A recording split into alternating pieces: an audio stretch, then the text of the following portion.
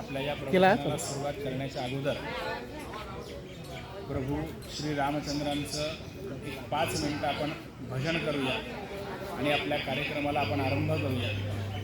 माझ्या मागे सर्वांनी भजन करत चालायचं। हरे राम राम राम हरे हरे, हरे कृष्णा कृष्णा कृष्णा हरे हरे।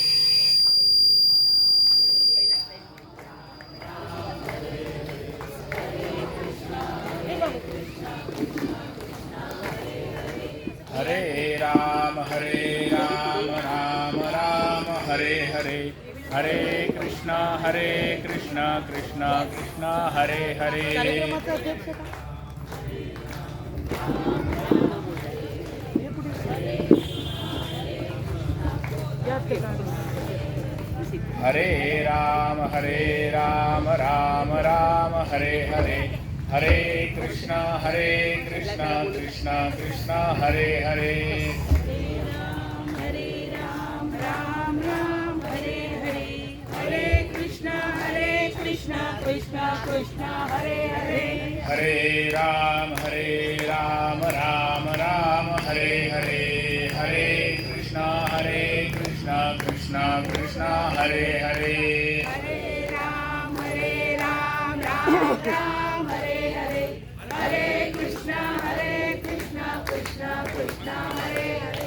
हरे राम राम राम हरे हरे, हरे कृष्णा कृष्णा कृष्णा हरे हरे।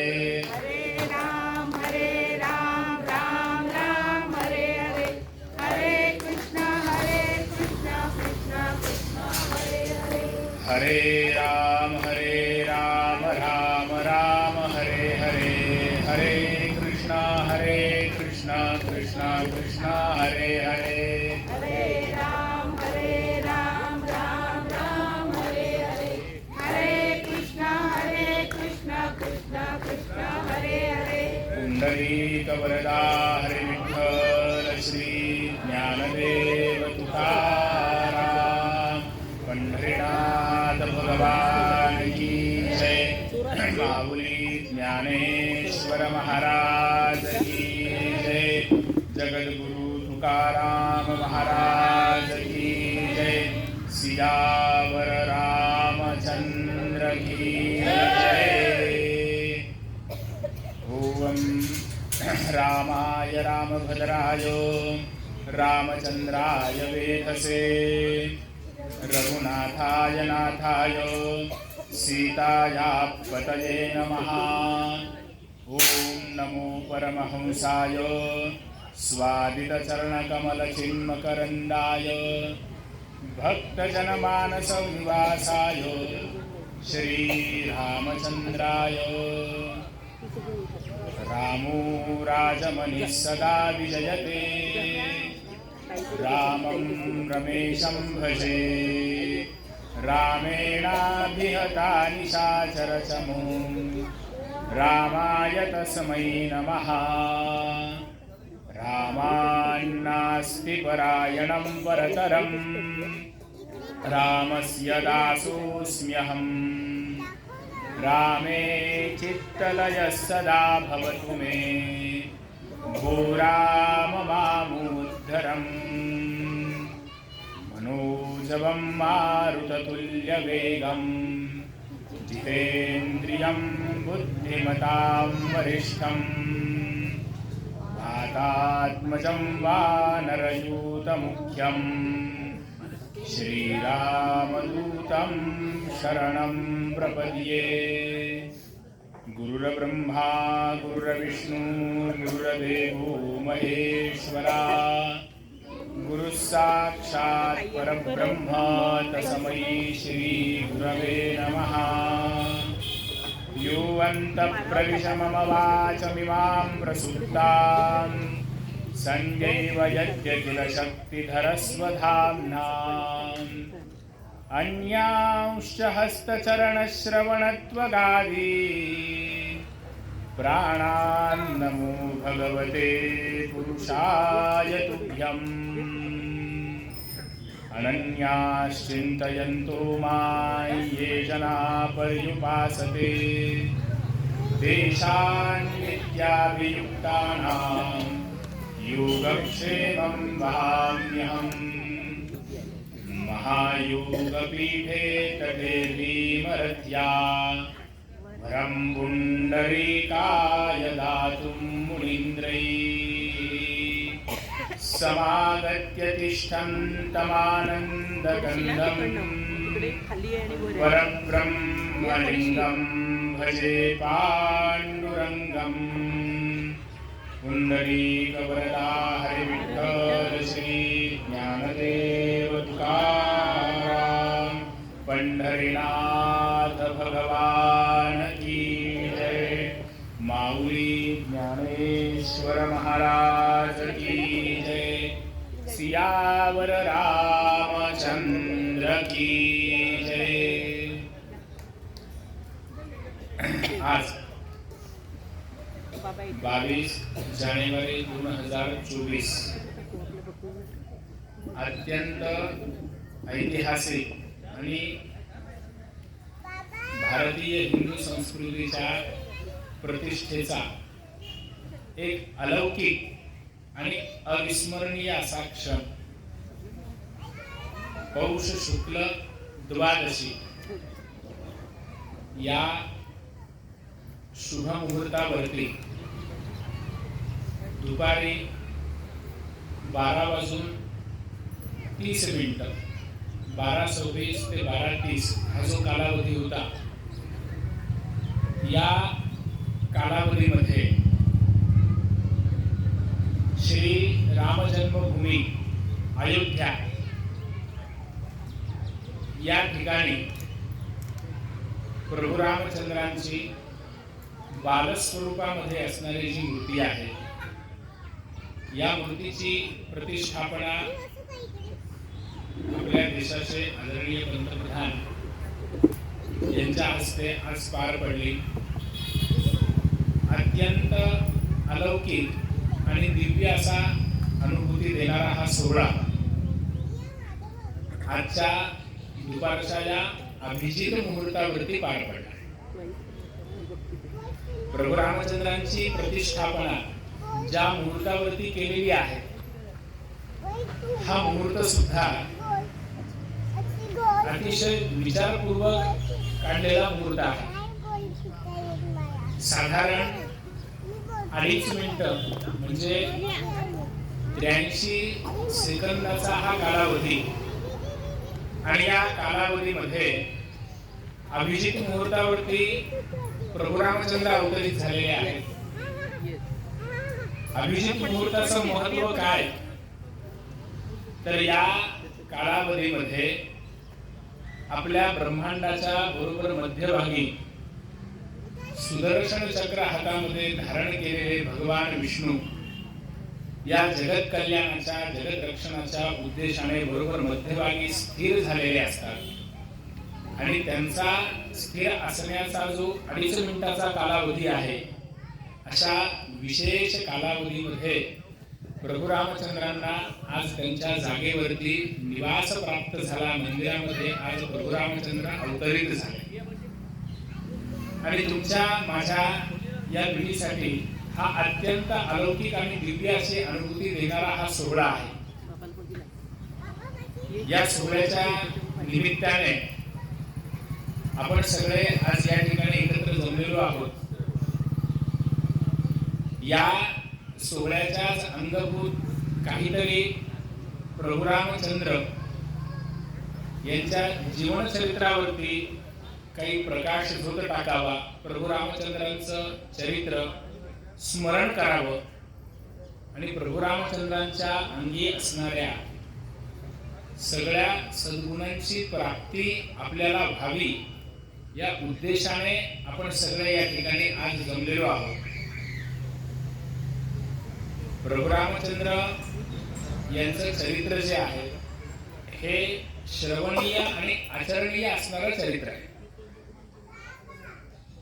या कार्यक्रमाचं आयोजन आज नाईक परिवाराने या ठिकाणी केलं सर्वप्रथम मी त्यांचे आभार व्यक्त करतो की या दिव्य सोहळ्याच्या निमित्ताने कुठेतरी सेवेला मला संधी देऊन किंवा पात्र ठरवून आज या ठिकाणी बोलवलं आणि हा कार्यक्रम आपण सगळे करतो आहोत.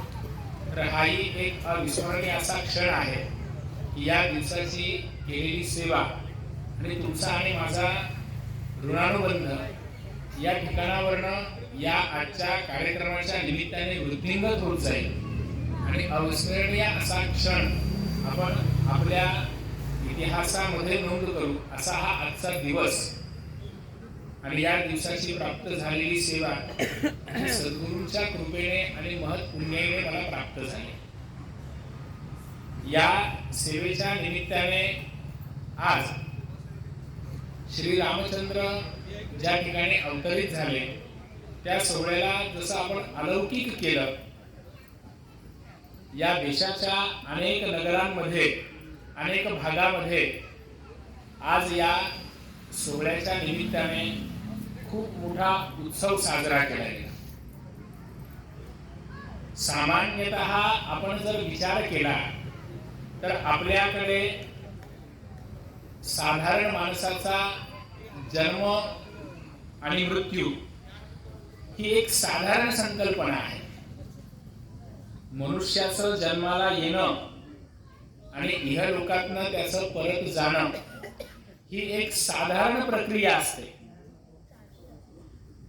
मनुष्य जन्माला येतो, आपल्यासारखा साधारण जीव जन्माला येतो, त्या प्रत्येक जीवाचा जन्मोत्सव केला जातो. आपण जन्मोत्सव करत असतो. परंतु भगवान परमात्म्याचा जन्मोत्सव नाही तर भगवान परमात्म्याचा प्रकट उत्सव आपण करत असतो. प्रभू रामचंद्र आज अवतरित झाले याचा अर्थ आज ते अयोध्येमध्ये आले, अयोध्येमध्ये अवतीर्ण झाले, बालस्वरूपामध्ये प्रभू रामचंद्र अवतरित झाले. रामनवमीला पण आपण राम जन्मोत्सव म्हणतो, परंतु माझ्या दृष्टीने आणि शास्त्राच्याही दृष्टीने भगवंताचा जन्मोत्सव नसतो, प्रकटोत्सव असतो. आणि भगवंताची जयंती साजरी केली जात नाही तर तो प्रकट दिन, अवतरण दिन आपण म्हणू शकतो. या दिनाने तो साजरा करायला पाहिजे. म्हणून साधारण व्यक्तीचा जन्मोत्सव आणि भगवंताचा प्राकट्योत्सव आहे. आणि ज्या ज्या वेळेला भगवंत अवतरित होतात, आपल्याकडे घरामध्ये लहान मुलाचा जन्म झाल्यानंतर सुद्धा एक अलौकिक आनंद, बालकाचा जन्म झाल्यानंतर घरामध्ये आपण उत्सव साजरा करतो. जे काही आपल्या परंपरेनुसार, यथाशक्तीनुसार, दान धर्म इत्यादी जे काही आपल्याला घडेल ते आपण या निमित्ताने करत असतो. तसं भगवान परमात्मा ज्या वेळेला प्रकट होत असतो, अवतरित होत असतो, त्यावेळेला त्याच्या जन्माचा उत्सव हा अतिशय दिव्य स्वरूपाचा उत्सव असतो. मुलामध्ये असं आहे की भगवान परमात्मा अवतरित का होतात, या सगळ्या गोष्टींचा जर आपण विचार केला, आजच्या दिवसाचा जर आपण विचार केला तर आपल्या असं लक्षात येईल की 500 वर्षानंतर प्रभू रामचंद्र आज अयोध्येमध्ये अवतरित झाले. मग हा जो मधला कालावधी आहे, या कालावधीमध्ये प्रभू रामचंद्र नव्हते काय, तर असं आपल्याला मुळीच म्हणता येत नाही. प्रभू रामचंद्र हे युगानुयुगे तिथेच आहे. प्रभू रामचंद्र किंवा भगवान परमात्मा ज्या वेळेला अवतरित होत असतात, ज्या कारणासाठी अवतरित होत असतात, त्या कारणमीमांसा गीतेमध्ये भगवंताने स्वतःच सांगितलेली की मी अवताराला येतो किंवा मी प्रकट होतो, याच्या मागे नेमकी काय भूमिका असते. तर ही भूमिका सांगताना भगवान परमात्मा असं सांगतात की या परित्राणाय साधूनां विनाशाय च दुष्कृतां धर्मसंस्थापनार्थाय संभवामि युगे युगे. म्हणजे परित्राणाय साधूनां, जे संत महात्मे आहेत, साधू वृत्तीने जीवन जगणारे आहेत, जे साधक आहेत, परमार्थ मार्गामध्ये जे आपलं मार्गक्रमण अतिशय धर्मानुचरित मार्गाने आणि शास्त्रानुमोदित मार्गाने करत असतात, अशा सज्जनांच्या रक्षणासाठी मी अवताराला येतो किंवा मी अवताराला येत असतो. तसं विनाशायच दुष्कृता याचा अर्थ जे कोणी दुष्ट आहेत, दुष्ट प्रवृत्ती आहेत, ज्यांच्यामुळे या समाजाला, या संतांना कुठेतरी हानी पोहोचते, तर त्या हानीच्या निवृत्ती करता मी जन्माला येत असतो. त्या प्रवृत्तीच्या विनाशाकरता मी अवतरित होत असतो. भगवान जन्माला येत नसतात, ते अवतरित होत असतात. म्हणून या गीतेच्या वचनानुक्तीनुसार परमात्म्याचा आज अवतरण या अयोध्या भूमीमध्ये झालेला आहे. परित्राणाय साधूनाम हे कार्य तर भगवंत करणार आहेत, पण विनाशायच दुष्कृता हे कार्य करण्यासाठी कदाचित आजचा दिवस प्रभू रामचंद्रांनी निवडलेला असावा. आपण जर काही वर्षांपूर्वीचा आपल्या भारताच्या मागच्या काही दशकांचा अभ्यास केला तर कुठेतरी आपल्या असं लक्षात येतं की अतिशय दिव्य अशी संस्कृती असणारा हा आपला भारत देश, हिंदू धर्माची व्यापक संस्कृती असणारा हा भारत देश, आणि या देशामध्ये गेल्या काही दशकांपासून ज्या काही दुष्ट प्रवृत्ती असतील, ज्या काही दृष्टिक्षेपात येणाऱ्या असतील, काही दृष्टिक्षेपाच्या आड असतील, परंतु ज्या धर्माला ग्लानी येईल या पद्धतीने कार्य करत होत्या, त्या प्रत्येकाच्या विनाशायच दुष्कृता या वचनानुसार भगवंत आज अयोध्येमध्ये अवतरित झाले. आणि इथून पुढे जो सोन्याचा आणि सांस्कृतिक वारसा लाभलेला भारत देश आहे तो आपल्या दृष्टीस पडावा याकरता म्हणून प्रभू रामचंद्र आज पुन्हा अयोध्येमध्ये आपल्या बालस्वरूपामध्ये हातामध्ये धनुष्य घेऊन आपल्या सर्वांच्या रक्षणाकरता अवतरित झाले असं म्हणणं आपल्याला वावगं ठरणार नाही. प्रभू रामचंद्रांचं जीवनचरित्र आजच्या या कार्याच्या निमित्ताने आपण स्मरण करतो आहोत.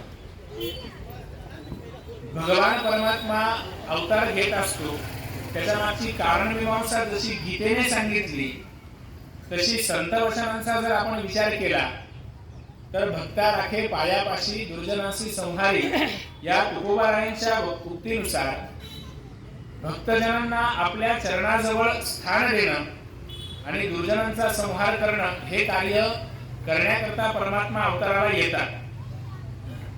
आणि परमात्मा ज्या वेळेला अवतार घेतो या अवताराचे काही प्रकार शास्त्र सांगतं.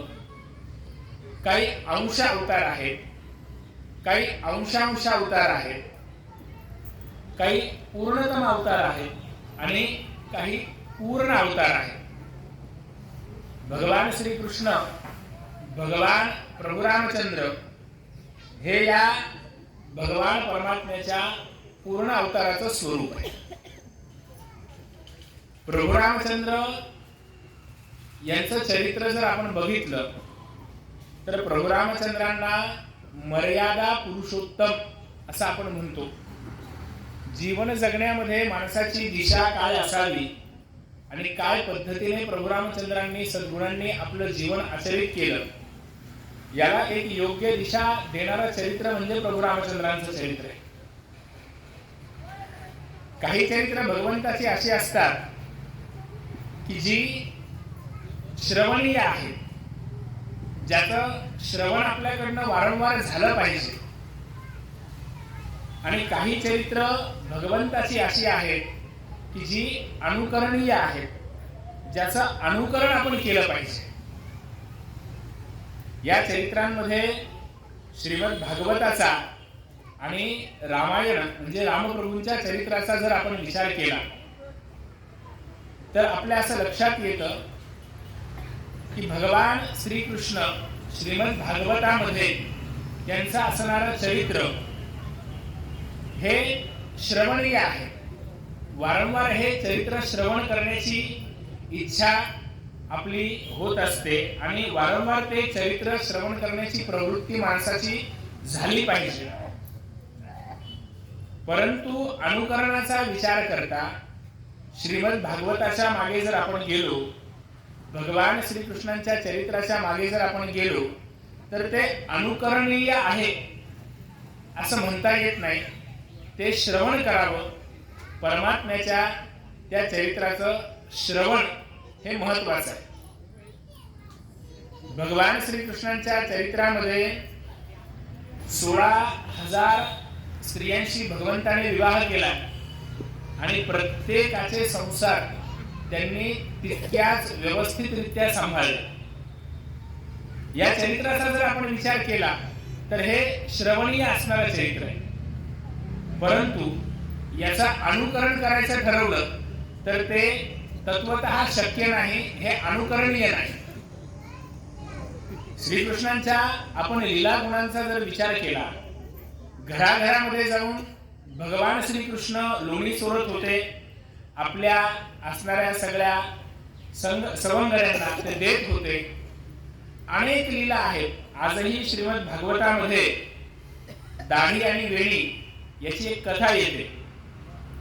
भगवंताने लोणी चोरू नये म्हणून भगवंतावरती प्रतिबंध लावणाऱ्या यशोदेकडे तक्रार करणाऱ्या एका जोडप्याच्या घरामध्ये भगवंत गेले आणि रात्री ते झोपलेले असताना त्या स्त्रीची वेणी आणि पुरुषाची दाढी याची गाठ भगवंताने बांधून ठेवली आणि या दोघांची फजिती बघण्याकरता सगळं गोकुळ दुसऱ्या दिवशी त्या ठिकाणी आलेलं आहे. ही जी परमात्म्याने केलेली लीला आहे ही श्रवणीय आहे. ही लीला ज्यावेळेला श्रीमद भागवत आपण सांगत असतो किंवा श्रीमद भागवतावरती कधीतरी वाक्प्रवचन करण्याचा योग येतो, त्यावेळेला ही कथा श्रवणीय आहे. अगदी ही कथा आल्यानंतर कथा ऐकत असणारा झोपलेला मनुष्य सुद्धा जागा होईल, इतकी ती श्रवणीय कथा आहे. दशमस्कंधामध्ये भगवंताने केलेल्या ज्या ज्या काही बाललीला आहेत त्या प्रत्येक बाललीलेला श्रवण करावं असंच ते भगवंताचं चरित्र आहे. म्हणून ते चरित्र जे आहे ते श्रवणीय आहे. भगवंताच्या श्रीकृष्ण अवतारामध्ये असणारं सगळं चरित्र श्रवणीय आहे.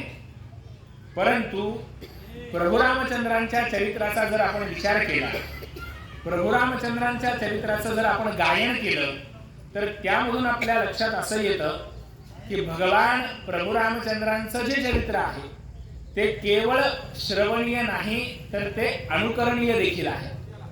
प्रभू रामचंद्रांच्या चरित्राचं अनुकरण आपल्याकडनं घडायला पाहिजे, याकरता म्हणून रामायण आहे. प्रभू रामचंद्रांच्या चरित्रामध्ये मर्यादा पुरुषोत्तम हे प्रभू रामचंद्रांना पडलेलं नाव, याचं कारण काय आहे तर धर्मानिष्ठित किंवा शास्त्रानुमोदित या मार्गावरती चालणारे प्रभू रामचंद्र आहे. आपण रामायणाचा विचार केला तर रामायणाने रामो विग्रहवान धर्म हा असं म्हटलंय. प्रभू रामचंद्र काय आहेत तर प्रभू रामचंद्र हे धर्माचं या ब्रह्मांडामध्ये पृथ्वी तलावरती अवतरित झालेलं मूर्तिमंत स्वरूप म्हणजे प्रभू रामचंद्र आहे. धर्म काय आहे तर धर्म म्हणजे राम आहे आणि राम काय आहे तर राम म्हणजे धर्म आहे. म्हणून प्रभू रामचंद्रांचं जे चरित्र आहे ते अनुकरणीय असणारं चरित्र आहे. प्रभू रामचंद्र हे धर्माचं दुसरं स्वरूप आहे. प्रभू रामचंद्रांच्या चरित्राचा विचार करताना अनेक गोष्टींच्या अंगाने आपल्याला तो विचार करता येतो. रामनामाचं महात्म्यही आपल्याला याच्यामध्ये बघता येतं. प्रभू रामचंद्रांच्या सौंदर्याचंही चरित्र आपल्याला या ठिकाणी स्मरण करता येतं. यामध्ये मी असं म्हणेन की प्रभू रामचंद्रांच्या बालस्वरूपाचं किंवा प्रभू रामचंद्रांच्या सौंदर्याचं जर वर्णन करायचं झालं तर या सौंदर्याचं वर्गीकरण दोन प्रकाराने आपल्याला करता येतं. दोन प्रकार प्रभू रामचंद्रांच्या सौंदर्यामध्ये आपल्याला बघायला मिळतात. प्रभू रामचंद्र कसे आहेत, भगवान परमात्मा कसा आहे, तर भगवान परमात्मा हा सुंदर आहे. परमात्म्याला सुंदर आपण म्हणतो. आपण संत वचनांचा जरी अभ्यास केला तरी सुद्धा आपल्याला असं लक्षात येतं की परमात्म्याचं वर्णन करताना भगवान परमात्मा किती सुंदर आहे याचं वर्णन संतांनी अनेक अभंगांमधनं केलेलं आहे. आपल्या प्रत्येकाच्या श्रवणातला अभंग आहे, पांडुरंग कांती दिव्य तेज झळकती रत्न किळक थाकते प्रभा. भगवान परमात्म्याचं सौंदर्य कसं आहे तर प्रभा या शब्दाचा अर्थ असा आहे की स्वाती नक्षत्रावरती शिंपल्यामध्ये पडलेल्या थेंबाचा मोती ज्या वेळेला तयार होतो आणि हा मोती तयार झाल्यानंतर या मोत्याची उघडलेली जी पेटी आहे त्यातनं मोत्याचा पडलेला जो प्रकाश आणि त्या प्रकाशाने त्या मोत्याची किंवा त्या शिंपल्याची पडलेली सावली यासारखं तेजस्वी स्वरूप परमात्म्याचं आहे. भगवान परमात्म्याच्या सुंदरतेचं वर्णन करताना श्रीमद भागवतामध्ये ज्यावेळेला रुक्मिणीने भगवान श्रीकृष्णांना पत्र लिहिलं त्यावेळेला या दोनही सौंदर्याचा उल्लेख माता रुक्मिणी करताना आपल्याला दिसते. श्रुत्वा गुणान भुवन सुंदर शृण्वतान्ते निर्विश्य कर्णविकरैः हरतुंग पापम रूपम दृशाम दृशिमताम अखिलार्थ लाभम त्वय्यच्युता विशती पत्र मपत्र पंगी. म्हणजे आपल्याला माता रुक्मिणीने भगवान श्रीकृष्णांना पत्र लिहिलंय. हे पत्र कशा करताय तर अगोदर या पत्राची काही पार्श्वभूमी मी आपल्याला सांगतो. यामध्ये माता रुक्मिणीच्या मनाची व्यथा माता रुक्मिणीने भगवंतासमोर प्रकट केली. रुक्मिणी मातेचा भाऊ म्हणजे रुक्मी याने रुक्मिणी मातेचं लग्न म्हणजे विवाह ठरवला. परंतु त्या राज्यामध्ये ज्या राज्यामध्ये रुक्मिणी माता आहे त्यामध्ये भगवान श्रीकृष्णांचं जे काही गुणगान होत होतं ते फक्त गुण भगवंताचं गुणात्मक चरित्र माता रुक्मिणीच्या कानावरती पडत होतं. आणि त्या गुणात्मक चरित्राच्या श्रवणामुळे माता रुक्मिणींची इच्छा अशी झाली की विवाह करायचा तर भगवान श्रीकृष्णांशीच करायचा, अन्यथा विवाह करायचा नाही. परंतु आता हा ठरलेला विवाह आहे आणि हा विवाह जो ठरलेला आहे यामध्ये यातनं आपण बाहेर कसं पडायचं तर याला एकच पर्याय, जगामध्ये सगळ्यात पहिल्यांदा लिहिलं गेलेलं ते प्रेमपत्र असावं ज्यामध्ये अजूनपर्यंत रुक्मिणी मातेने भगवंताला कधीच बघितलेलं नाहीये. केवळ भगवंताच्या गुणश्रवणाने भगवंताच्या सौंदर्याचं वर्णन पहिल्या श्लोकामध्ये माता रुक्मिणी करते. श्रुत्वा गुणान भुवन सुंदर शृण्वतान्ते.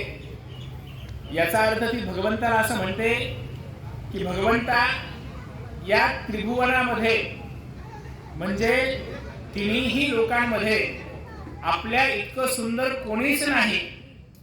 या सौंदर्याचं वर्णन माता रुक्मिणीने पहिल्या श्लोकाच्या पहिल्या चरणामध्ये केलं आणि दुसऱ्या चरणामध्ये माता रुक्मिणी भगवंताला असं सांगतात की या तुमच्या सौंदर्याच्या गुणांच्या श्रवणाने काय होतंय, श्रुत्वा गुणान भुवन सुंदर शृण्वतान्ते निर्विश्य कर्णविकरैः हरतुंग पापम.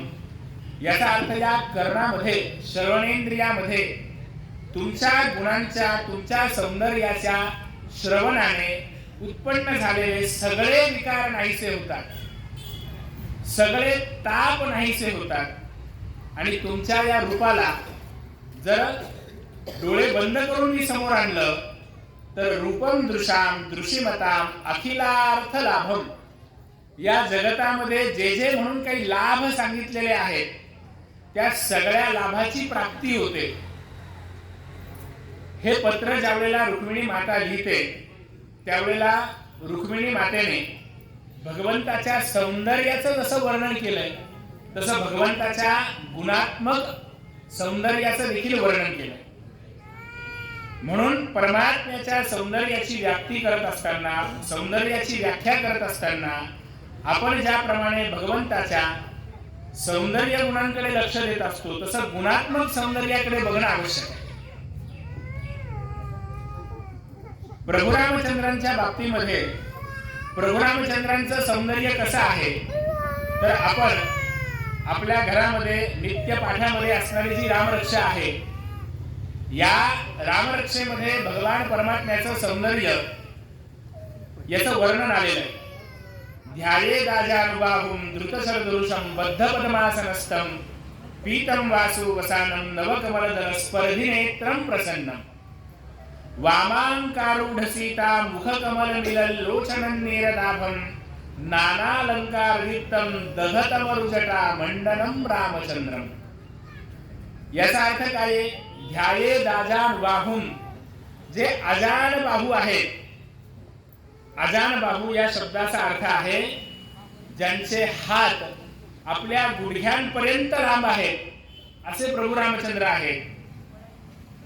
धृतशरधनुषम, ज्यांनी हातामध्ये धनुष्य धारण केलेलं आहे. बद्ध पद्मासनस्थम, जे पद्मासनामध्ये विराजमान आहेत. पीतम वासो वसानम, पीत म्हणजे पिवळ्या रंगाचं वस्त्र ज्यांनी पितांबर परिधान केलेलं आहे. नवकमलदल स्पर्धिनेत्रम प्रसन्नम, ज्याप्रमाणे पाण्यावरती नवीन कमळ फुलतं आणि त्या कमळावरती जे पाण्याचे थेंब पडलेले असतात अशा थेंबांप्रमाणे ज्यांचे नेत्र सुंदर आहेत. नवकमलदल स्पर्धिनेत्रम प्रसन्नम वामांकारूढ सीता, प्रभू रामचंद्रांच्या डाव्या मांडीवरती माता सीता बसलेल्या आहेत. मुखकमल मिलल्लोचनम नीरदाभम, आणि जे त्या सीता मातेचं मुखावलोकन करता आहेत, त्या सीता मातेकडे बघता आहेत. आणि नाना अलंकार वित्तम, अनेक प्रकारचे अलंकार ज्यांनी धारण केलेले आहेत. आणि दधतमरु जटा, मस्तकावरती जटेचं मंडल ज्यांनी धारण केलेलं आहे असे प्रभू रामचंद्र आहेत.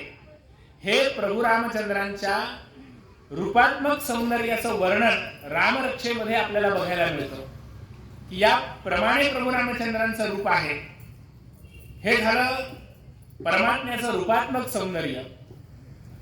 परंतु प्रभू रामचंद्रांच्या गुणात्मक सौंदर्याचा विचार करत असताना आपण वाल्मिकी रामायणाकडे जर थोडं बघितलं तर वाल्मिकी रामायणामध्ये प्रभू रामचंद्रांच्या गुणात्मक सौंदर्याचा अनेक ठिकाणी विचार आहे. प्रभू रामचंद्र हे गुणांनी सुंदर कसे आहेत तर प्रभू रामचंद्रांच्या गुणात्मक सौंदर्याचा विचार करताना अनेक प्रसंग रामायण आपल्याला सांगतं. यामध्ये प्रभू रामचंद्रांचं विजिगीषू नावाचा गुण प्रभू रामचंद्रांमध्ये आहे. याचा अर्थ काय आहे तर प्रभू रामचंद्र हे सूर्यवंशातले राजे होते. आणि सूर्यवंशी राजांची जी वृत्ती आहे ती कशी होती तर विजय प्राप्त करणे, अनेक प्रकाराने राज्य प्राप्त करणे ही सूर्यवंशी राजांची वृत्ती होती. आणि प्राप्त केलेल्या राजांना मंडलिक बनवणे ही सूर्यवंशी राजांची वृत्ती आहे.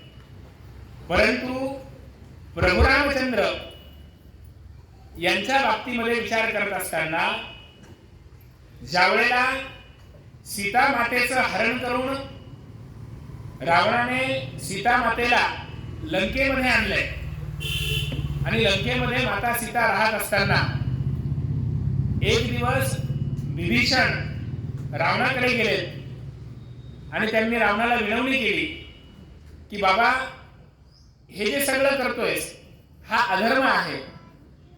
रामो विग्रहवान धर्म हा असं वचन आहे. राम हे धर्माचं मूर्तिमंत स्वरूप आहे.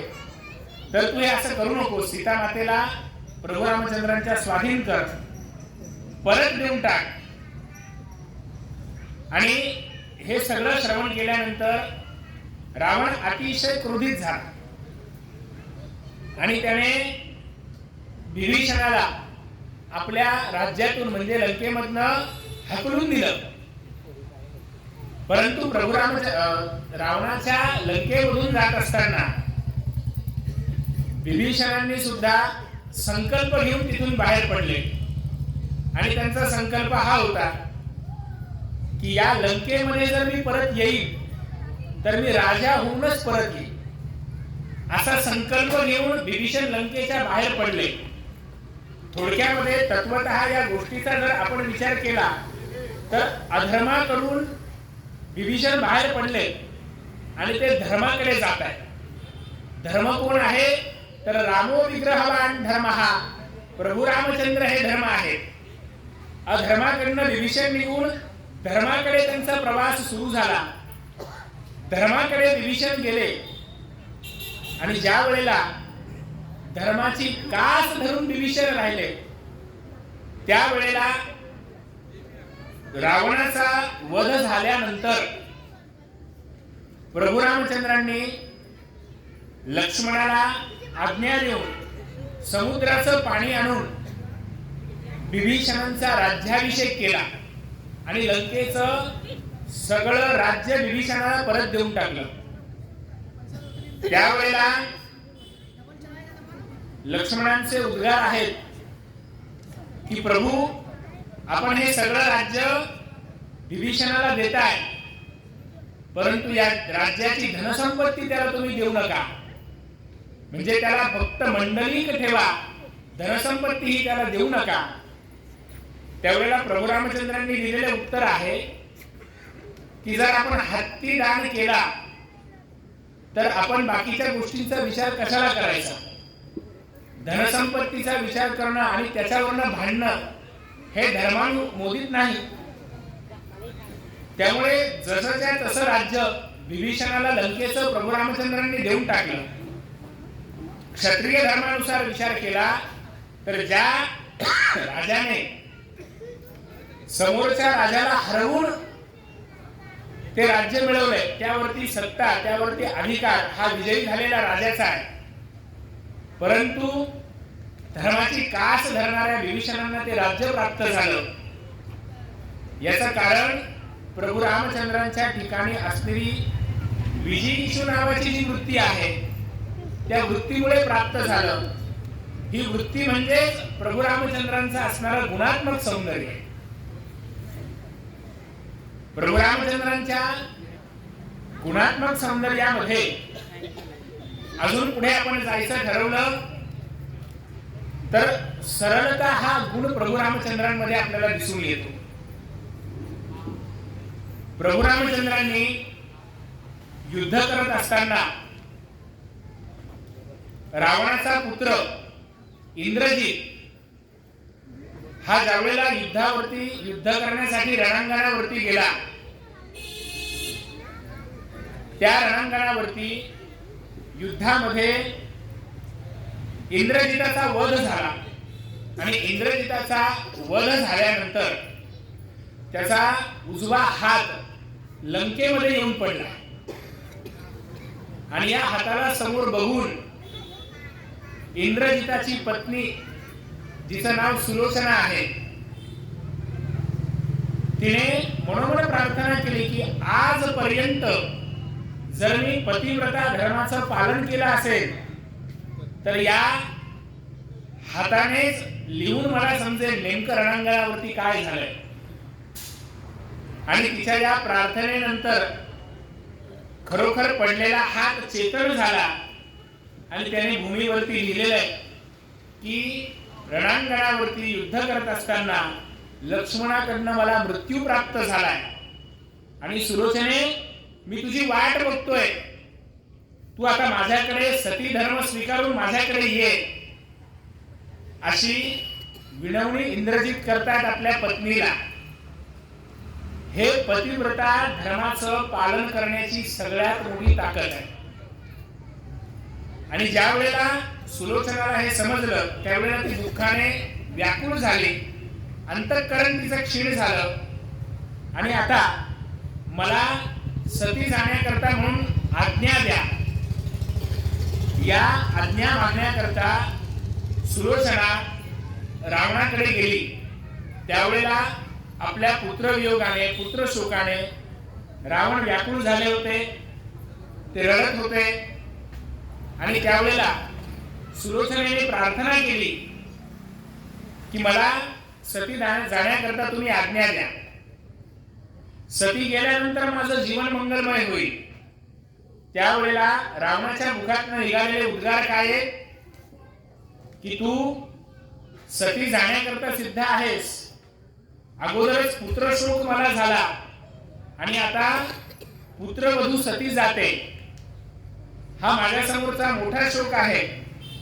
तू सती गेल्यानंतर सती धर्माचं पालन केल्यानंतर तुझं जीवन मंगलमय होणार आहे. कारण सती गेल्याचं फळ शास्त्राने काय सांगितलंय तर पावलोपावली त्या चितेपर्यंत जात असताना प्रत्येक पावलाला अश्वमेध यज्ञ केल्याचं फळ शास्त्र सांगतं. परंतु पतीच्या मृत्यूनंतर शास्त्राने सांगितलेलं आचरण जरी पत्नीने केलं तरी सुद्धा तिला सती गेल्याचं पुण्य प्राप्त होतं.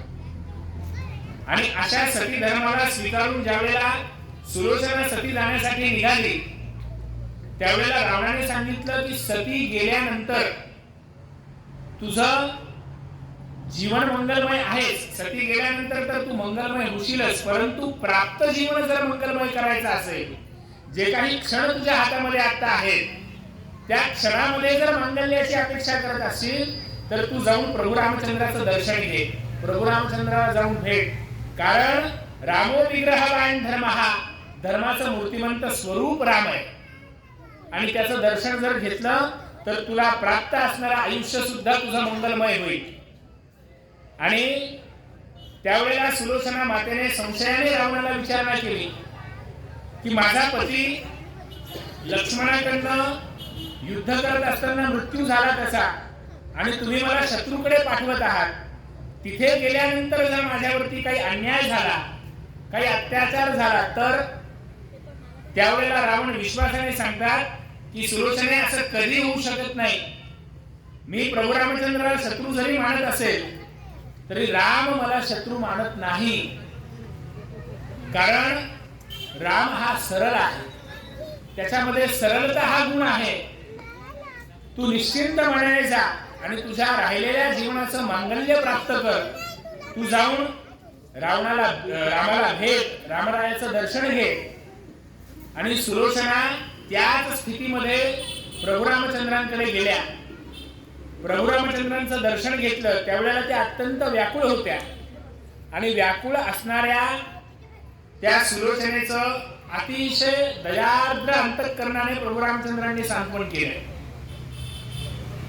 प्रभू रामचंद्रांनी सांत्वन करताना तिच्या पतीची प्रशंसा केली आहे, ज्याला लक्ष्मणाने युद्धामध्ये मारलंय, ज्याच्या पित्याने आपल्या स्वतःची पत्नी अधर्माने घेऊन स्वतःकडे ठेवलेला आहे तिला, अशा राजाच्या पुत्राविषयी प्रभू रामचंद्र प्रशंसनीय भाषेत बोलतात.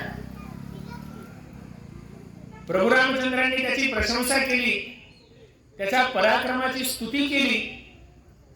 आणि प्रभू रामचंद्रांनी तिला त्या इंद्रजिताचं मस्तक जे त्यांच्याकडे होतं ते मस्तक तिच्या स्वाधीन केलं. आणि ते मस्तक स्वाधीन केल्यानंतर तिच्या अंतःकरणामध्ये जे भाव प्रकट झाले, जो उद्रेक तिच्या अंतःकरणाचा झाला, तो बघून प्रभू रामचंद्रांचं अंतःकरण सुद्धा द्रवीभूत झालं. आणि प्रभू रामचंद्र तिला म्हणाले, सुलोचने तुला जर वाटत असेल तर मी इंद्रजिताला परत जिवंत करतो आणि 1000 वर्षांपर्यंत त्याला आयुष्य देतो. ही शत्रूविषयीची भावना प्रभू रामचंद्रांच्या मनामध्ये आहे. रावण ज्या प्रशंसेने बोलला होता की तू रामचंद्राकडे जा, मी त्यांना शत्रू मानतो पण तो मला शत्रू मानत नाही, ही जितकी साधारण व्याख्या रावणाच्या मुखातून ऐकायला मिळाली त्याच्यापेक्षा कितीतरी पटीने जास्त प्रभू रामचंद्र सरळ आहेत असा अनुभव सुलोचनेला आला. म्हणून परमात्मा प्रभू रामचंद्र हे गुणात्मक सौंदर्याच्या बाबतीत सरळ आहे. त्यांच्या सौंदर्यामध्ये सरळतेची व्याप्ती आहे. म्हणून परमात्म्याच्या गुणांचं चिंतन करायचं असेल, सौंदर्याचं चिंतन करायचं असेल तर गुणात्मक सौंदर्य लक्षात घेणं अपेक्षित आहे. म्हणूनच मी म्हणतो की रामचंद्रांचं जे चरित्र आहे ते काय आहे तर अनुकरणीय चरित्र आहे, अनुकरण करण्यासारखं चरित्र आहे. जशी सरळता प्रभू रामचंद्रांमध्ये आहे तसं औदार्य पण प्रभू रामचंद्रांमध्ये आहे, उदारता प्रभू रामचंद्रांमध्ये आहे. दया, औदार्य, प्रेम ही सगळी धर्माची लक्षणं सांगितली आहेत. म्हणूनच तर रामायण प्रभू रामचंद्रांना रामो विग्रहवान धर्म असं का म्हणतं, धर्माचं स्वरूप राम का म्हणतं, कारण त्या धर्माचं तंतोतंत पालन आणि तंतोतंत अनुकरण प्रभू रामचंद्रांनी आपल्या जीवनामध्ये केलेलं आहे. प्रभू रामचंद्र औदार्य कसे आहेत, उदार कसे आहेत तर विभीषणाचा राज्याभिषेक केल्यानंतर सगळ्यात जास्त नाराज जर कोण झाला असेल तर सुग्रीव झाले होते. आणि सुग्रीवांनी प्रभू रामचंद्रांना विचारणा केली की आपण विभीषणाला राज्य देऊन टाकलं, ते आल्यानंतरच त्यांना राज्य देण्याचा संकल्प आपण केला, परंतु जर उद्या यदा कदाचित रावणाची मनोवृत्ती बदलली आणि त्याने माता सीतेला तुमच्या स्वाधीन केलं आणि तो तर तुम्हाला शरण आला तर मग काय करायचं, असा प्रश्न आल्याबरोबर प्रभू रामचंद्रांचं उत्तर काय आहे की सुग्रीवा काळजी करू नकोस, लंकेचं राज्य जरी मी दिलं असलं तरी अयोध्येचं राज्य अजून रिकाम आहे, जे माझ्या पित्याने मला दिलंय. आणि भरताला ते राज्य प्राप्त झालं पण भरताने तिथे माझ्या चरण पादुका ठेवल्या आहेत आणि राज्य शासन चालवतोय, ते राज्य अजून रिकाम आहे. उद्या जर यदा कदाचित रावणाची मनोवृत्ती बदलून जर तो माझ्याकडे आला तर त्याला अयोध्येचं राज्य मी देईन. हे औदार्य, औदार्याची गुणात्मक सुंदरता प्रभू रामचंद्रांच्या ठिकाणी.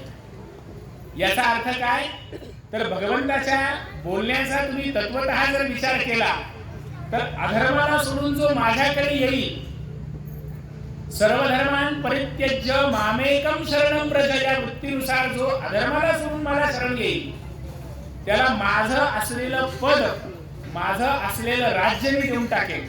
हे भगवंताचं या औदार्यातनं सांगणं आहे, प्रभू रामचंद्रांचं या औदार्यातनं सांगणं. या पद्धतीने प्रभू रामचंद्रांमध्ये औदार्यता आहे. प्रेमाचं मूर्तिमंत स्वरूप रामचंद्र आहे. प्रभू रामचंद्रांच्या चरित्राचा विचार करताना, रामायणाचा विचार करताना शंका घेण्यासारख्या अनेक ठिकाणी जागा येतात. सीता मातेवरती विलक्षण असं प्रेम प्रभू रामचंद्रांचं आहे. सीता मातेचं हरण झाल्यानंतर रामचंद्रांची असणारी व्याकुळता जर आपण बघितली तर माता सीतेवरती प्रभू रामचंद्र किती प्रेम करतात हे आपल्या लक्षात येतं. परंतु रामायणाचा उत्तरार्धाचा विचार करत असताना ज्यावेळेला प्रभू रामचंद्र अयोध्येमध्ये आले आणि अयोध्येमध्ये आल्यानंतर लोकापवाद सुरू झाला. अयोध्येमध्ये प्रभू रामचंद्र सिंहासनावरती आरूढ झाले, परंतु अयोध्येतल्याच लोकांच्या बोलण्यामधनं सतत एक गोष्ट येत होती की जी स्त्री कितीतरी काळ परक्याजवळ होती त्या स्त्रीला प्रभू रामचंद्रांनी आपल्या घरात ठेवलंय, त्या स्त्रीला आपल्या घरामध्ये ठेवलंय. आणि हा लोकापवाद असल्यामुळे प्रभू रामचंद्रांनी माता सीतेचा त्याग केलेला आपल्या लक्षात येतो. सीता माता धरणीमध्ये का गेल्या, अग्नी परीक्षा देऊनही भगवंताने त्याग केला. आणि त्याग केल्यानंतर इथे शंका घेण्यासारखी जागा आहे की खरोखर प्रभू रामचंद्र जर सीता मातेवरती प्रेम करतात तर मग माता सीतेचा त्याग केला, पण त्या त्यागाच्याही पलीकडे जाऊन बघण्याचं प्रेम आहे. कारण प्रेमाच्या संबंधाने जर विचार केला तर प्रेम नये सांगता प्रेम नये बोलता, जे प्रेमाची व्याख्या ही शब्दामध्ये करणं अत्यंत कठीण आहे. प्रेम कशा स्वरूपाचं असेल याची व्याख्या शब्दामध्ये कोणीच मांडू शकत नाही. याचं कारण काय, तर सीता मातेचा त्याग केल्यानंतर, सीता मातेला सोडल्यानंतर पुढे वाल्मिकी ऋषींनी, सगळ्या ऋषीवर्यांनी प्रभू रामचंद्रांना सांगितलं, आता आपण राजे झालात, राज्यपदावरती आपण आहात आणि क्षत्रिय धर्माचा विचार करता क्षत्रियाचं कर्तव्य आहे अश्वमेध यज्ञ करणं. अश्वमेध यज्ञ आपल्याला करायला पाहिजे. आपण या अश्वमेधाची तयारी करा. आणि अश्वमेध यज्ञ करताना, तयारी करत असताना सगळ्यांच्या लक्षात असं आलं, धर्मशास्त्र काय सांगतं, कुठलंही यज्ञ कर्म करत असेल, यज्ञाची पूर्तता करायची असेल तर ते कर्म करताना पतीच्या सोबत पत्नी असायला हवी. पण सीता मातेचा जर त्याग रामचंद्रांनी केलेला आहे तर आता पुढे काय करायचं, अश्वमेध तर पूर्ण झालाच पाहिजे, पण पत्नी पण नाही.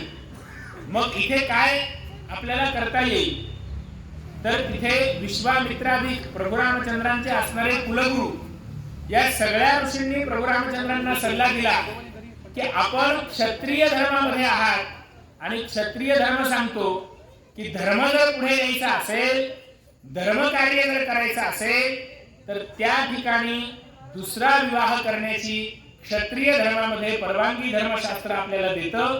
आपण दुसरा विवाह करा. आणि त्यावेळेला प्रभू रामचंद्रांनी दिलेलं उत्तर आहे, रामो द्विरणाभिभाषते.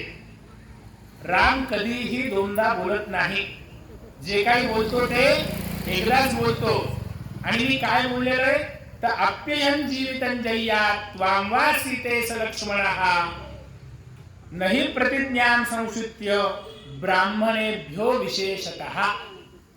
माझं जीवन काय आहे, तर एकदा सीता मातेने प्रश्न विचारला होता प्रभू रामचंद्रांना की तुम्हाला सगळ्यात जास्त प्रिय काय आहे.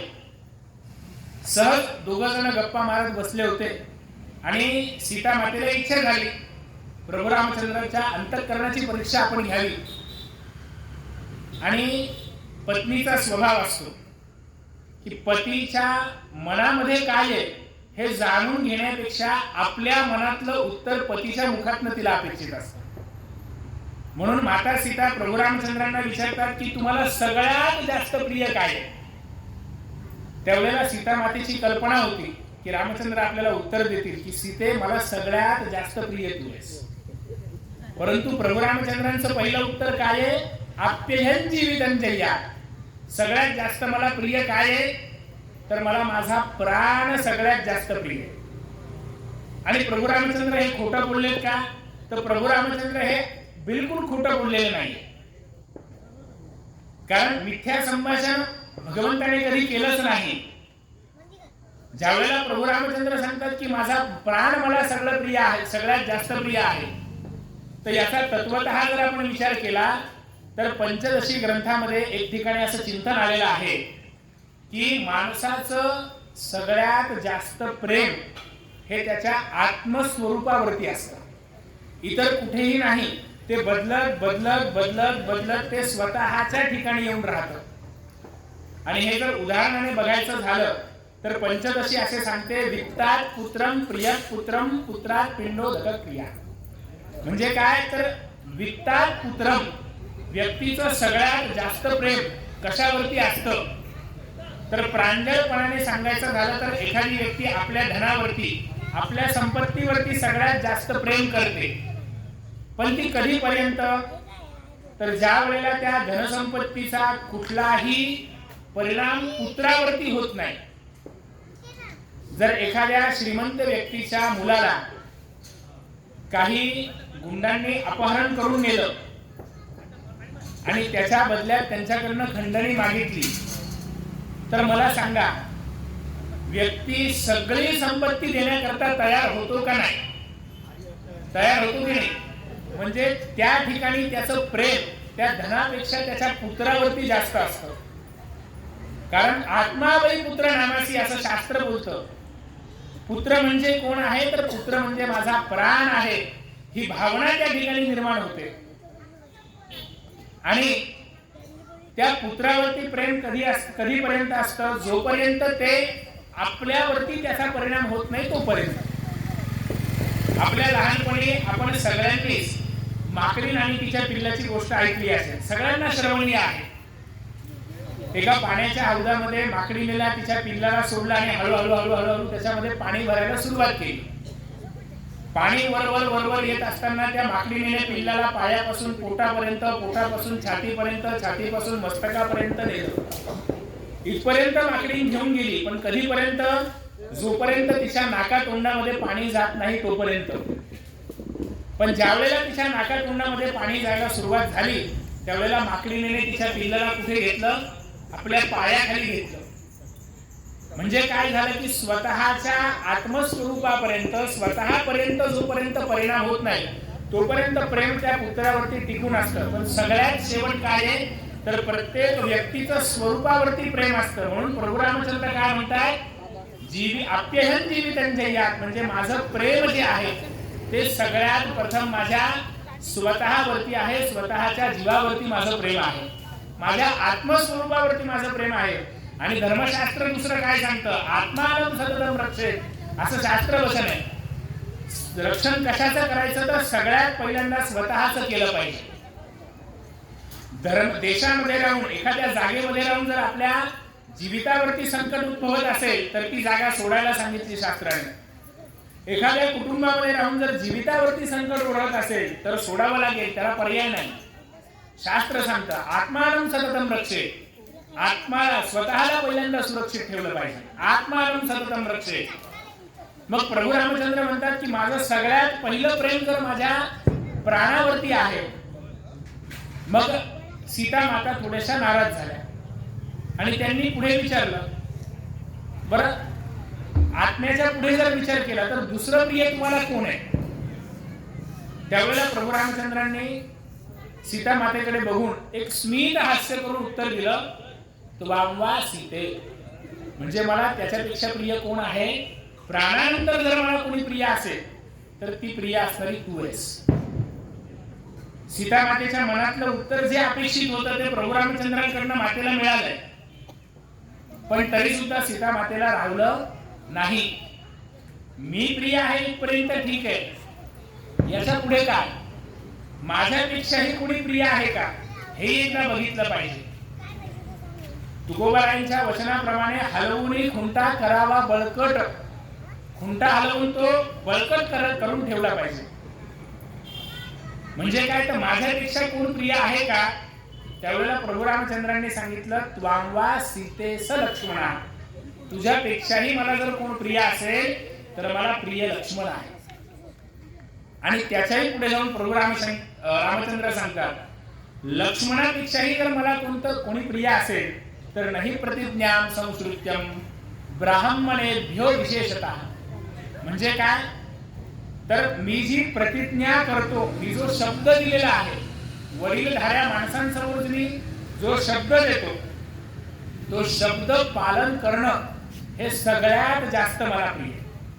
म्हणून प्रभू रामचंद्र काय म्हणतात, रामो द्विरणाभिभाषते, विश्वामित्रादी ऋषींना सांगतात मी दोनदा बोलत नाही, मी एकदाच बोलतो. आणि माझी प्रतिज्ञा काय आहे तर एक पत्नी ही माझी प्रतिज्ञा आहे. मी हा शब्द दिलेला आहे तो शब्द मी मोडणार नाही. अश्वमेधासाठी जरी पत्नीची आवश्यकता असेल तरी मी शब्द काय दिलाय, मी एक पत्नी व्रत धारण करून राहील. मग ही प्रतिज्ञा मी मोडणार नाही. याला जर काही दुसरा पर्याय असेल तर त्या पर्यायाचा अवलंब करा, अन्यथा अश्वमेध यज्ञ झाला नाही तरी सुद्धा चालेल. हे प्रभू रामचंद्रांनी दिलेलं उत्तर आहे. मग आता मला सांगा, इथे सीता मातेवरचं प्रेम प्रभू रामचंद्रांचं कमी आहे का जास्त आहे? आपल्यासारखा जर एखादा सामान्य असता तर त्याने विचार केला, दुसरं लग्न आहे ना, अरे वा वा, यज्ञाच्या निमित्ताने आहे ना, वा वा, करूया, हरकत नाही, त्याच्याने यज्ञ पूर्ण होईल, हा सामान्य माणसाने विचार नक्की केला असता. परंतु रामोद्वीर्णा विभाषते, प्रभू रामचंद्र दोनदा कधीच बोलत नाही, ते एकदाच बोलतात आणि त्यांची प्रतिज्ञा हीच आहे, एक पत्नी आहे आणि सीतेसारखी सुलक्षणा पत्नी ज्याला प्राप्त झाली तर तीच पत्नी जर यज्ञामध्ये माझ्यासोबत काही पर्यायाने असेल तर मला सांगा. त्यावेळेला सीता मातेला सोन्याचं स्वरूप देऊन सोन्याची सीता बनवून यज्ञामध्ये प्रभू रामचंद्रांच्या दक्षिण भागावरती बसून तो यज्ञ पूर्ण केला. मग इथे प्रभू रामचंद्रांचं प्रेम कमी आहे का जास्त आहे? म्हणून जी गोष्ट जशी दिसते तशीच तिला बघायचं नसतं, त्याच्या मागे काही तर्क आहे, विचार आहे. म्हणून प्रेम नये सांगता, प्रेम कधीही बोलून दाखवता येत नाही. ते प्रेम कधीही व्यक्त आपण ज्या भावनेने करतो, ज्या कृतीने करतो तेवढी कृती पुरेशी नसते, त्याच्या पुढेही काहीतरी कृती असते. म्हणून प्रेमाची व्याख्या करणं कठीण आहे आणि दिलेल्या वचनबद्धतेमध्ये राहणं आणि सीता मातेवरती निस्सीम प्रेम करणं हे धर्माचं लक्षण आहे. हा प्रभू रामचंद्रांमध्ये असणारा गुण आहे, हे प्रभू रामचंद्रांचं असणारं गुणात्मक सौंदर्य आहे. आणि असे प्रभू रामचंद्र जे आहेत, जे सरळतेने गुणात्मकतेने सुंदर आहेत, रूपाने तर आहेच परंतु गुणात्मकतेने सुंदर आहेत, त्यांच्या जीवनाचा परिपाठ बघत असताना मर्यादा पुरुषोत्तम असं त्यांना का म्हटलं तर त्यांनी कुठल्या धर्माचं पालन केलं नाही मला सांगा. पित्याची प्रतिज्ञा वाया जाऊ नये म्हणून आपल्या अंगावरती आपल्याला प्राप्त झालेलं राज्य जशी अंगावरची धूळ आपण झटकतो त्याप्रमाणे झटकून दिलं आणि आपल्या पत्नीला सोबत घेऊन वनवासामध्ये प्रभू रामचंद्र गेले. हा पुत्रधर्म, या पुत्रधर्माचं पालन प्रभू रामचंद्रांनी केलेलं आहे. म्हणून रामो विग्रहवान धर्म हा प्रभू रामचंद्र धर्माचं मूर्तिमंत स्वरूप आहे, प्रभू रामचंद्र धर्म आहे. जसं प्रभू रामचंद्रांनी पित्याचा शब्द पडू दिला नाही तसं मातेचा शब्द सुद्धा पडू दिला नाही. माता कैकेयीने सांगितलं होतं रामाला वनवासाला पाठवा, मातेच्या शब्दाचं सुद्धा अनुकरण केलं. तिथे हा विचार केला नाही ही माझी जन्मदाती माता नाही, मला जन्म देणारी माता कौसल्य आहे तर तिच्या बाबतीतच मी धर्म पालन करेन. कैकेयीच्या बाजूने विचार करता मला तिथे धर्म पालनाची गरज नाही असा विचार प्रभू रामचंद्रांनी केला नाही. तर कैकेयीच्या मनामध्ये आहे ना भरताला माझ्या मुलाला राज्य प्राप्त व्हावं, तर त्या मातेच्या अंतःकरणाची व्याकुलता लक्षात घेऊन प्रभू रामचंद्रांनी राज्याचा त्याग केला. म्हणून रामो विग्रहवान धर्म हा प्रभू रामचंद्र धर्म आहे. आणि हे जे प्रभू रामचंद्र आहे अशा प्रभू रामचंद्रांचं आज अयोध्येमध्ये अवतरण झालं. या मंदिराचा ज्यावेळेला संकल्प झाला त्यावेळेला एक गोष्ट सातत्याने आपल्या कानावरती येत असेल, राम नाम जप होगा घर घर में, मंदिर बनेगा अयोध्या में. जे घराघरामध्ये तुम्ही राम जपाला सुरुवात करा तर मंदिर अयोध्येमध्ये बनणार आहे. का? कारण त्या राम नामामध्ये तेवढी ताकद आहे. राम नाम काय आहे तर राम नामाचा विचार करताना अध्यात्म रामायणामध्ये आलेला एक श्लोक असा आहे, कल्याणानां निधानं कलिमल मथनं पावनं पावनानां पाथेयन्यन् मुमुक्षु सपरिपरिपद प्राप्तये प्रस्थितस्य विश्रामस्थानमेकं कविवरवचसा जीवनं सज्जनानां बीजं धर्म ध्रुवस्य प्रभवतु भवतां भूतये राम नाम. असं वचन अध्यात्म रामायण सांगतं. म्हणजे काय तर कल्याणानां निधानं, रामनाम काय आहे तर रामनाम हे कल्याणाचा निधी आहे. कल्याणानां निधानं, निधी म्हणजे काय तर निधी म्हणजे साठा. ज्याला आपल्या आत्मकल्याणाची अपेक्षा आहे, आपला उद्धार व्हावा, आपलं मानवी जीवन सार्थ व्हावं अशी ज्याची अपेक्षा आहे त्याच्याकडे कशाचा निधी पाहिजे तर राम नामाचा निधी पाहिजे. ते राम नाम हे कल्याणाचा निधी आहे, कल्याणाचा साठा आहे. कलिमल मथनम, या कलियुगाचा जो काही मल निर्माण झालेला आहे, जी काही पापवृत्ती निर्माण झालेली आहे, या कलिमलाचा पाप दूर व्हावा, कलिमलाचा मल निस्तारण होऊन जावा याच्या करता रामनाम आहे. त्याच्याने कलीचा मल सुद्धा निघून जातो. पावनम पावनानाम, रामनाम कसं आहे तर जे पावन आहे म्हणजे जे मुख्यतः सिद्ध आहेत त्यांना सुद्धा पावन करणारं रामनाम आहे. पावनम पावनानां पाथेयन् यन्मुमुक्षु, मुमुक्षू याचा अर्थ जो तत्पर मोक्षाच्या वाटेकडे निघाला, जो तत्पर मोक्षाच्या प्रवासाला निघाला, त्याच्याकरता राम नाम हे काय आहे तर पाथेय या शब्दाचा अर्थ वाटेमध्ये लागणारी शिदोरी, प्रवासामध्ये लागणारी शिदोरी आहे. पाथेयन्यन मुमुक्षु सपरिपरिपद प्राप्तये प्रस्थितस्य विश्राम स्थानमेकम कविवर वचसा. म्हणजे काय तर सगळे जे जे काही कवी होऊन गेले,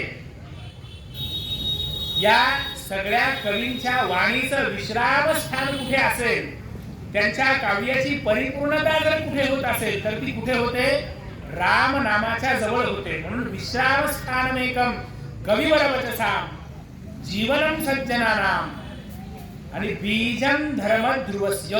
राम नाम काय आहे तर राम नाम हे धर्माचं बीज आहे, जिथून धर्माचा आरंभ होतो. धर्म बीज म्हणजे काय आहे तर राम नाम आहे.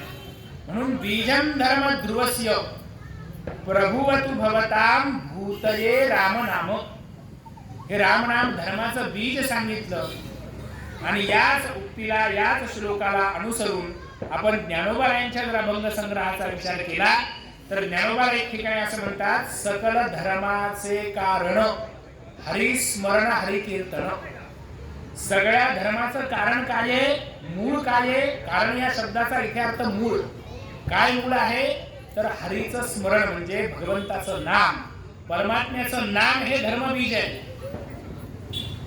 या ज्ञानोबायांच्या उक्तीप्रमाणे राम नाम हे धर्मबीज सांगितलंय. राम शब्द किती अक्षरांनी बनलाय तर राम शब्द हा 2 अक्षरांनी बनलाय. परंतु याचा तत्वतः व्याकरणाच्या दृष्टीने जर आपण विचार केला तर राम नामामध्ये 3 अक्षर येतात. पहिलं अक्षर येतं र आणि दुसरा अक्षर त्या र ला जो काना आलेला आहे तो आहे आ आणि तिसरा अक्षर आहे म. असा शब्द तयार झाला राम. आणि राम शब्दाचे हे जे 3 अक्षर आहेत र, अ आणि म, या 3ही अक्षरांचा जर विचार केला तर अनुक्रमे हे अग्नी, सूर्य आणि चंद्राचे बीज सांगितले. अग्नी, सूर्य आणि चंद्र. व्याकरणाच्या दृष्टीने अकर्ण स्वरने दीर्घहा म्हणजे काय तर ज्या वेळेला 2 समान अकस्स वर्णे दीर्घहा, 2 समान अक्षर एका समोरासमोर येतात त्यावेळेला तिथे संधी होत असते. ते अक्षर आपण दीर्घ म्हणतो. म्हणून अ, र मध्ये असणारा अ आहे आणि आ मध्ये असणारा अ आहे. हे 2 आल्यामुळे राम शब्द तयार झाला. आणि हा जो राम शब्द आहे याचा सौंदर्याच्या दृष्टीने विचार केला तर गिरवाण लघुकोश, शब्दकल्पद्रुम या 2 ग्रंथांनी सौंदर्याची व्याख्या करताना सौंदर्याचं दुसरं नावच राम म्हटलंय. सौंदर्याचा अर्थच राम सांगितलाय त्यांनी. आणि या रामनामामध्ये आलेले 3 अक्षर र, अ आणि म हे अनुक्रमे अग्नी, सूर्य आणि चंद्राचे बीज सांगितले. ज्याप्रमाणे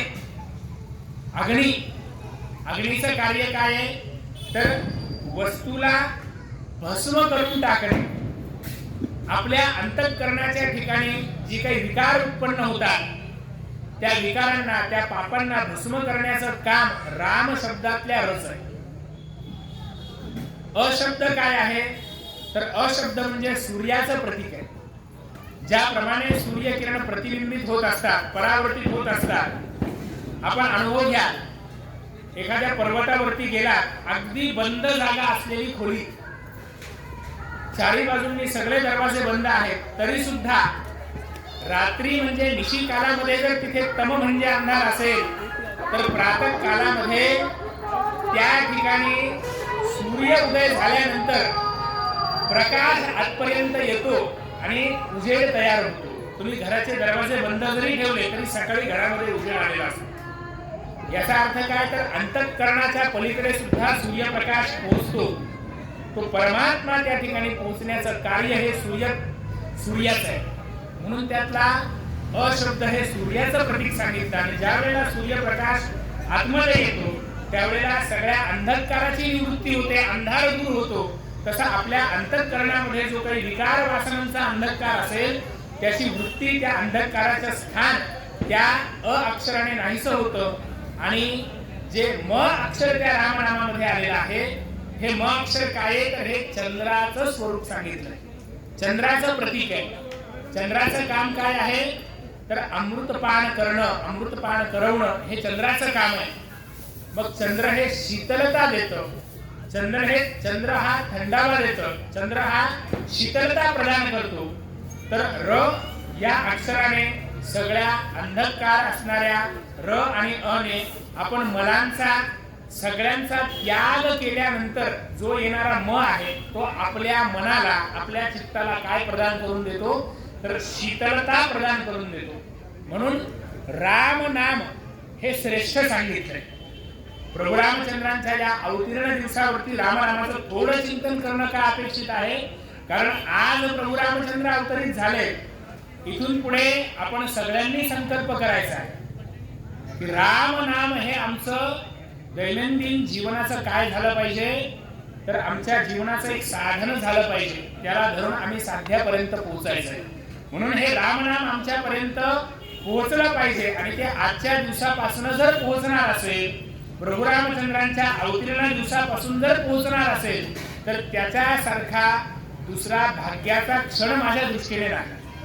म्हणून याच्यावरती चिंतन करणं का गरजेचं. एवढ्या लांबून मी तुम्हाला इथे सांगायला हे प्रवचन करण्याकरता आलो तर काहीतरी तुमचा वेळ मी घेईल. आतापर्यंत तुम्ही बऱ्याच जणांकडनं श्रवण केला असेल, श्रवण करत आला असाल, काहीतरी चांगले शब्द कानावरती गेलेलेच आहेत, म्हणून तुम्ही सगळे इथे बसलेले आहात. तर हे राम नाम तुम्हाला सांगणं काय योग्य वाटतं, कारण आजचा दिवस माझ्या दृष्टीने महत्वाचा आहे आणि जर इथपर्यंत आलेलो आहे तर हे सगळं तुमच्यापर्यंत पोहोचावं ही माझी इच्छा आहे. प्रभू रामचंद्रांच्या शब्दाचा, प्रभू रामचंद्राच्या नामोच्चाराचा परिणाम काय काय होतो तर साध्या साध्या दृष्टांताचे आपण श्रवण केलेले असणार आहे. आपण वाल्या कोळमीचे वाल्मिक ऋषी झाले हा दृष्टांत प्रत्येकाला ज्ञात आहे. पण ते कसे झाले तर ते राम नामानेच झाले. रामनामाचा परिणाम काय आहे तर वाल्या कोळी कोण झाला, वाल्मिकी झाला आणि पुढे त्यांनीच रामायण लिहिलं. तर वाल्याचा वाल्मिकी जर होत असेल तर आमचं जीवन हे समृद्ध रामनामाने निश्चितच होईल. का निश्चित होईल, कारण वाल्या कोळी कोण होता तर वाल्या कोळी हा चोर होता, रस्त्याने जाणाऱ्या येणाऱ्यांना लुटणारा वाल्या कोळी होता. ज्यावेळेला नारद महर्षी तिथून प्रस्थान करत होते त्यावेळेला वाल्या कोळीने त्यांना जागेवर थांबायला सांगितलं आणि त्याला नारदांना म्हणाला की तुम्ही कोण आहात, तुमच्याकडे काय आहे ते मला सगळं द्या. त्यावेळेला नारद महर्षी म्हणाले की बाबा मी कोणी मोठा व्यक्ती नाही, मी तर त्या भगवंताचा दास आहे, साधा कीर्तनकार आहे. कीर्तनाची गादी कोणाची आहे, नारद महर्षींची. मी साधा कीर्तनकार आहे. आणि मग कदाचित वाल्या कोळीच्या मनामध्ये वर्तमानातल्या कीर्तनकाराचा विचार आल्यानंतर त्याने असं म्हटलं असावं तुम्ही कीर्तनकार आहात तर मग तुमच्याकडे बरंच काही मिळेल. म्हणून आतापर्यंत कीर्तनातनं प्रवचनातनं प्राप्त झालेली सगळी पाकिटं माझ्याकडे जमा करा असं नारद महर्षींना वाल्या कोळी म्हणाला. आणि नारद महर्षी म्हणाले बाबा मी त्यातला कीर्तनकार नाही, त्यातला प्रवचनकार नाही, माझ्याकडे तुला दुसरं काहीच मिळणार नाही. बरं तू हे सगळं का करतोस. त्याने सांगितलं माझ्यावरती माझ्या कुटुंबाच्या भरण पोषणाची जबाबदारी आहे. मी लोकांना मारतो, त्यांच्याकडलं असलेलं द्रव्य घेऊन कुटुंबाचं पालन पोषण करतो.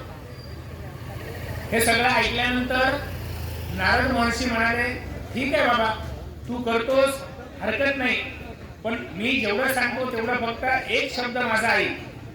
तू हे जे काही करतोयस या पापामध्ये तुझे सगळे कुटुंबीय सहभागी आहेत का हे त्यांना तू कधी विचारलेस का. एकदा त्यांना विचार, ते जर याच्यात सहभागी असतील तर तू हे करायला निश्चित हरकत नाही. तू एकदा त्यांना हे सगळं विचार. त्यावेळेला वाल्याला असं वाटलं की नारद महर्षी आपल्याला फिरवतायत. त्याने विचारलं की तुम्ही मला फिरवण्याच्या दृष्टीने म्हणताय का, म्हणजे तुम्ही इथून निघून जा, मी घरी जायला आणि तुम्ही इथे पळून जा. त्यावेळेला नारदांनी सांगितलं बाबा तुला जर असं वाटत असेल तर तू मला बांधून ठेव, इथेच ठेव, मी या झाडाला मला बांधून ठेव आणि तू घरी जाऊ ये. वाल्या कोळीने नारदांना बांधलेली कथा ठिकाणी येते. नारद महर्षींना त्याने बांधून ठेवलं आणि घरी जाऊन आपल्या पिता माता पत्नी पुत्र सगळ्यांना विचारलं. सगळी नाती खोटी, एकही नातं त्याच्यासोबत नाही, कुठलीच नाती खरी नाही. एकच नातं परमेश्वराचं आपलं आणि परमेश्वराच्या दासाचं आणि आपलं, हे एकमेव नातं खरं नातं आहे. मग नारद महर्षींनी त्याला सांगितल्याप्रमाणे त्याला विचारलं. त्यावेळेला पत्नीने दिलेलं उत्तर आहे, आमचं भरण पोषण करणं ही तुमची जबाबदारी आहे. कारण विवाह ज्या वेळेला केला त्यावेळेला विवाहामध्ये वचनं घेतलेली असतात. धर्मेच अर्थेच कामेच मोक्षेच, तुझं अर्थार्जन करून तुझं भरण पोषण करणं, तुझं पालन करणं हा माझा धर्म आहे. पण तुमची जबाबदारी ही तुम्ही पार पाडायची. ती कशी पार पाडायची ते आम्ही सांगणार नाही. तुम्ही लोकांना मारा अथवा काहीही करा, आम्हाला सांभाळणं तुमचं काम आहे. तुमच्या पापात आम्ही सहभागी नाही. आणि हे ऐकल्यानंतर मग वाल्याचे डोळे उघडले आणि तो धावत नारदांकडे गेला.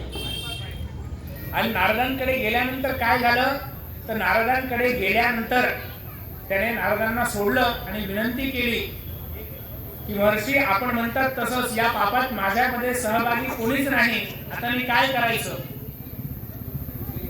माझा उद्धार करा. मी तुमच्या चरणाजवळ आलो. श्री संतांची ये पायी माझा हा विश्वास.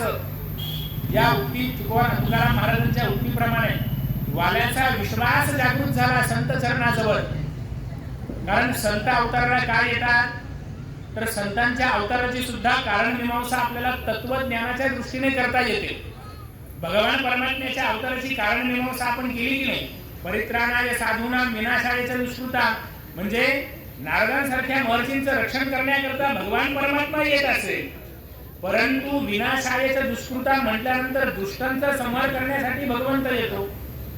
मग या भूतलावरती जर आपण विचार केला तर जसा भगवंत आहे, साधू संत आहेत आणि दुष्ट पण आहेत. साधू आहेत आणि दुष्ट आहेत, या दोन्हींच्या मध्ये असणारा एक वर्ग आहे. कोणता वर्ग आहे तो? तुमच्या माझ्यासारखा सामान्याचा वर्ग आहे की नाही? या प्रवचनामध्ये जर मी हात वरती करून सगळ्यांना बोलायला विचारलं, मला सगळ्यांनी हात वरती करून सांगा इथे जमलेल्यांपैकी दुष्ट किती आहेत, तर माझ्या सहित एकाचाही हात वरती होणार नाही. आणि मी जर विचारलं मला हे सांगा की या ठिकाणी जमलेल्यांपैकी सज्जन किती आहेत, तरी गती तीच आहे आपली. माझ्या सहित कोणाचाच हात वरती होणार नाही, नाही की नाही? म्हणजे आपण मान्य करतो की नाही, संत आणि दुष्ट यांच्या मधला वर्ग कोणीतरी आहे. तो कोण आहे तर तो म्हणजे आपण आहोत. आणि आपल्या सारख्याच कल्याण करण्याकरताच संतांचा अवतार. म्हणून नारद महर्षींच्या चरणाजवळ या वाल्याचा विश्वास का जागृत झाला तर हे माझा उद्धार करतील. आणि वाल्याने काय केलं, नारद महर्षींना बांधून ठेवलं. याचाही तत्वतः विचार करा. हे का घडलं? कारण संतांना जर आपल्या जवळ बांधून ठेवलं, संतांना जर आपल्या जवळ आपण ठेवलं तर आपल्या जन्माचं सार्थक संत केल्याशिवाय राहत नाही. म्हणून वाल्याने नारदांना बांधून ठेवलं. कुठेतरी त्याच्या जीवनाचं सार्थक होण्याचा तो योग होता. आणि मग त्यांनी वाल्याला सांगितलं, बाबा तू राम म्हण, फक्त काय म्हण? राम म्हण, त्याच्याने तुझं जीवन समृद्ध आहे. कारण संत कधीही विचार करताना याच्या पार्श्वभूमीचा विचार करत नाही. हा कोण होता, याने काय कार्य केलं, याने किती पाप केलं, हे सगळं जरी खरं असेल, घडणारी कृती घडून जात असते. पाप माणसाकडनंही होतं, पाप प्रत्येकाकडनं होतं. सर्व गुण संपन्न असा कोणीही भूतलावरती नाही. प्रत्येकाकडनं चूक होते, प्रत्येकाकडनं पाप होतं. परंतु या पापाचा जर पश्चाताप कोणी करत असेल, त्याच्याबद्दल जर कोणी अंतःकरण खिन्न करत असेल आणि कळवळून म्हणत असेल की आता इथून पुढे माझा उद्धार होणं अपेक्षित आहे, मला इथून पुढे समृद्ध व्हायचंय, तर त्यावेळेला संतांचंही अंतःकरण द्रवीभूत होत असतं. आणि ते सरळ सांगतात, बाबा तू काहीच करू नको, तुला सोपा उपाय सांगतो. तुला जर जीवन समृद्ध करायचंय तर राम नाम म्हण. आणि मग वाल्याने त्यांना सांगितलं, मला राम म्हणताच येत नाही. कसं म्हणायचं? कारण आजपर्यंत माझा संबंध जो आला तो मरा आणि मारा याच्याशीच आला. मग आता मला रामच म्हणता येत नाही. त्यावेळेला नारद महर्षी म्हणाले, तुला राम म्हणता येत नाही ना, हरकत नाही, तू काय म्हण? मरा म्हण. मरा मरा मरा मरा म्हणत राहा आणि मरा मरा मरा मरा म्हणता म्हणता राम राम राम राम या नामाची पुनरावृत्ती वाल्याकडनं होत गेली. बरं, हे कधीपर्यंत म्हणायचंय? जोपर्यंत मी भगवान विष्णूंना भेटून परत येत नाही तोपर्यंत. नारद महर्षी जे गेले ते हजारो वर्षांनी लोटले, त्यावेळेला वाल्या तपश्चर्या राम राम म्हणत म्हणत तपश्चर्या करत बसला होता आणि त्याच्यावरती एक वारुळ तयार झालं होतं. त्या वारुळामधनं वाळवी बाहेर पडत होत्या. त्या वाळवींना वाली म्हणतात आणि त्यांच्यापासनं वाल्यापासनं तुमचा जन्म झाला म्हणून वाळवी. तुमचा जन्म झाला, तुमचं जीवन समृद्ध झालं आणि मग ते बाजूला झाल्यानंतर त्यातनं जी विभूती प्रकट झाली ती कोण झाले? वाल्मिकी ऋषी झाले. या राम नामाचा काय प्रभाव आहे? तर वाल्मिकी वाल्याचे झाल्यानंतर त्यांनी प्रभू रामचंद्रांचा अवतार होण्याच्या अगोदर काय लिहिलं? रामायण लिहिलं. त्या रामायणामध्ये प्रभू रामचंद्रांनी काय काय कृती केल्या हे सगळं अगोदर त्यांनी लिहून ठेवलं. हाच प्रभाव रामनामाचा प्रभाव आहे आणि हे चिंतन आज रामनामाचं आपल्यापर्यंत पोहोचवण्याकरता अतिशय भाग्यशाली आणि समृद्ध असा दिवस आपल्याला लाभला. म्हणून हे सगळं चिंतन आपल्यापर्यंत पोहोचवलं. या वेळेची मर्यादा लक्षात घेता या वाणीला पूर्णविराम देण्याची वेळ या ठिकाणी आलेली आहे. जे काही पुष्प प्रवचनाच्या माध्यमातून निर्माण झालं ते अयोध्या स्थित आज आलेल्या रामचंद्रांच्या चरणारविंदाजवळ मी समर्पित करतो. या प्रवचनामधनं जे जे काही योग्य बाहेर आला असेल ती सगळी माझ्या सद्गुरूंनी दिलेली मला वाणी आहे आणि याच्यातनं जे काही चुकीचं असेल, कुठे अपभ्रंश करून बोलला असेल, मतिहीनतेने बोललो असेल तर ती सगळी माझी वाणी आहे असं जाहीर करून माझ्या वाणीला पूर्णविराम देतो. कुंडली वरदा हरी विठ्ठल श्री ज्ञानदेव तुकाराम पंढरीनाथ भगवान की जय. सियावर रामचंद्र की जय.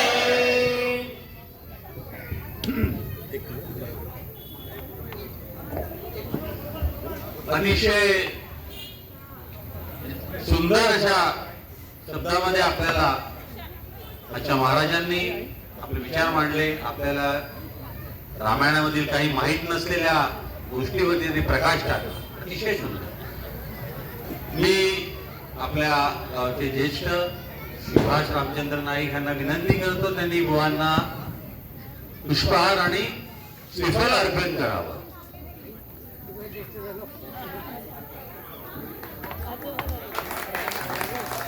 त्यानंतर थोड्याच वेळात हळदी कुंकवाला सुरुवात होणार आहे. सर्व भगिनींना विनंती आहे की त्यांनी हळदी कुंकाचा कार्यक्रमास सुरुवात करावी.